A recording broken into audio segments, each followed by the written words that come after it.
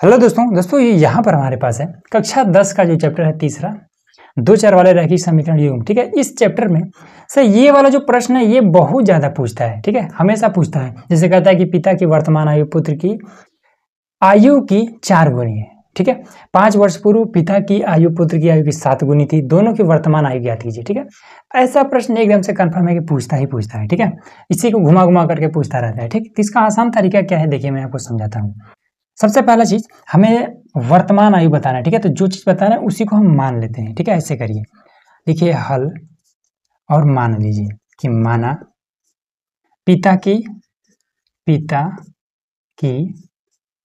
वर्तमान आयु मान लेते हैं कि x वर्ष है। ठीक, पुत्र की वर्तमान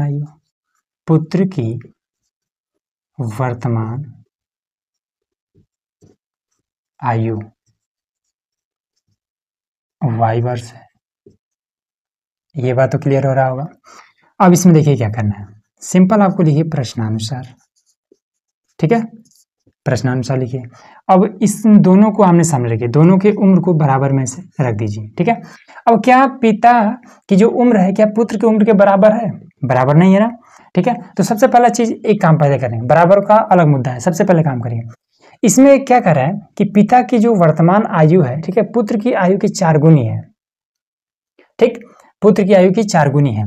इसमें क्या है, जो पिता की उम्र है, ठीक है, ये पुत्र से 4 गुना अधिक है। ठीक है, 4 गुना है, तो 4 गुना का मतलब होता है कि 4 से गुणा करना पड़ेगा। ठीक है, किसमें गुणा करना पड़ेगा, तो यहाँ पर आपको गुणा करना पड़ेगा, लेकिन दोनों को हमने बराबर में रखा है, तो जो छोटा होगा उसी में 4 से हम गुणा करेंगे। ठीक है, तो कौन छोटा हो सकता है, तो पिता की जो आयु है ये हमेशा बड़ा ही रहेगा पुत्र की आयु से। ठीक है, तो ये y छोटा है, तो इसमें आपको 4 से गुणा करना पड़ेगा। ठीक है, हमेशा, तब जाके ये आप आपस में बराबर रख सकते हैं। तो ये हो जाएगा x बराबर में 4y समीकरण 1, ऐसे हो जाएगा। ठीक है, उसके बाद से कह रहा है कि 5 वर्ष पूर्व का मतलब होता है जितना भी वर्तमान में इनकी एज है इससे हमें 5 साल पीछे जाना है।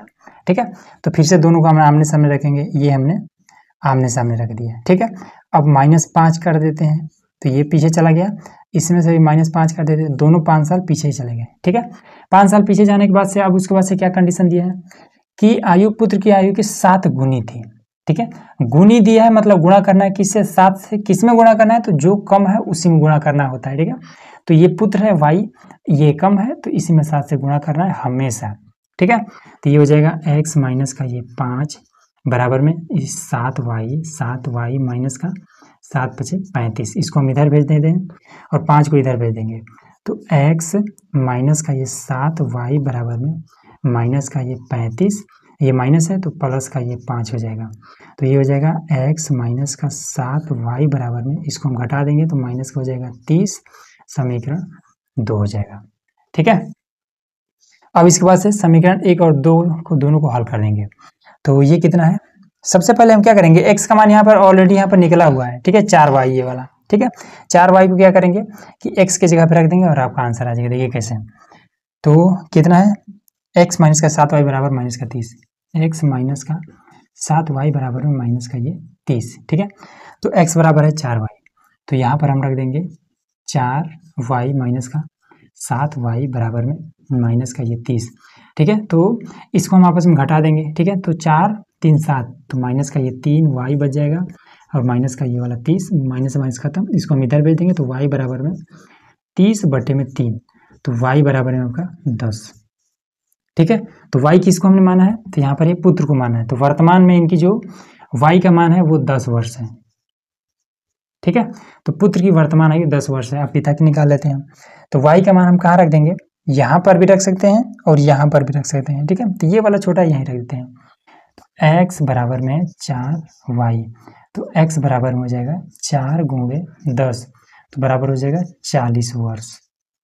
40 वर्ष, तो पिता की जो वर्तमान आयु है ये 40 वर्ष है, पुत्र की जो वर्तमान आयु है 10 वर्ष है। बस ये आपका 4 नंबर कंप्लीट हो गया।